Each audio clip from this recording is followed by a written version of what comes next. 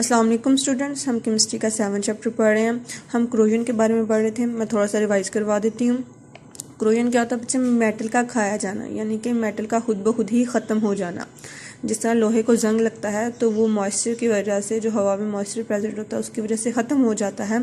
तो बहुत से मेटल्स होते हैं जो इसी वजह से आहिस्ता आहिस्ता ख़त्म हो जाते हैं। ठीक है, हम उनकी प्रिवेंशन का पढ़ रहे हैं कि हम उनको रोक किस तरह सकते हैं। सबसे पहले हमने पढ़ा रिमूवल ऑफ स्टेन्स, कि हम उसके ऊपर जो है वो दागों को ख़त्म कर दें। जो हमारे पास मेटल हैं, जो वक्त के साथ साथ उनके ऊपर दाग आ जाते हैं, हम उनको आहिस्ता आहिस्ता ख़त्म कर दें ताकि उनकी जो स्किन है वो ख़राब ना हो और क्रोजन को कुछ जगह ना मिले कि वो कहाँ पे टेक प्लेस करे। ठीक है, नेक्स्ट आ जाता है पेंट्स एंड ग्रीजेस। लोहे को डायरेक्ट मॉइस्चर के साथ, यानी कि किसी भी मेटल को डायरेक्ट मॉइस्चर के साथ या एयर के साथ कांटेक्ट उसका ख़त्म कर दें हम, तो वो भी तब भी जो क्रोजन है वो ख़त्म हो जाएगी। तो उसके लिए हम किसी भी मेटल के ऊपर पेंट कर देते हैं या ग्रीजिंग कर देते हैं। ठीक है, ताकि कांटेक्ट जो है आपस में ख़त्म हो जाए। नेक्स्ट आ जाता है अलॉय।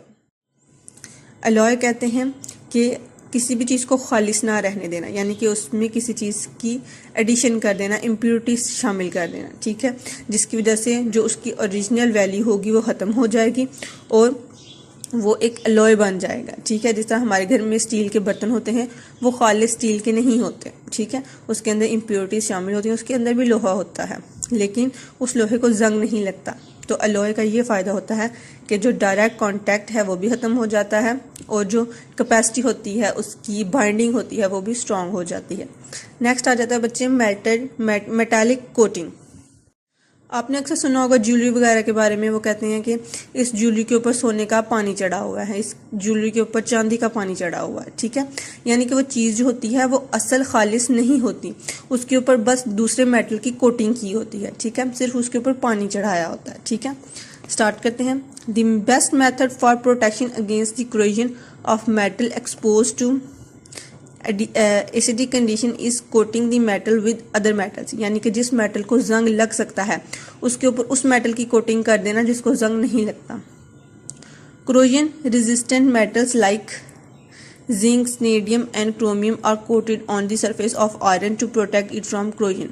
तो ये जो मेटल्स हैं इनको क्रोजन नहीं होती, जंग नहीं लगता, तो इसकी आयरन के ऊपर हम इसकी कोटिंग कर देते हैं ताकि आयरन जो है वो प्रोटेक्टेड रहे। It is the most widely applied technique in the food industry where food is tin packed। तो उसने कहा है कि ये वाली जो टेक्निक है ये सबसे ज़्यादा वहाँ पे यूज़ की जाती है जो टिन पैक्स होते हैं।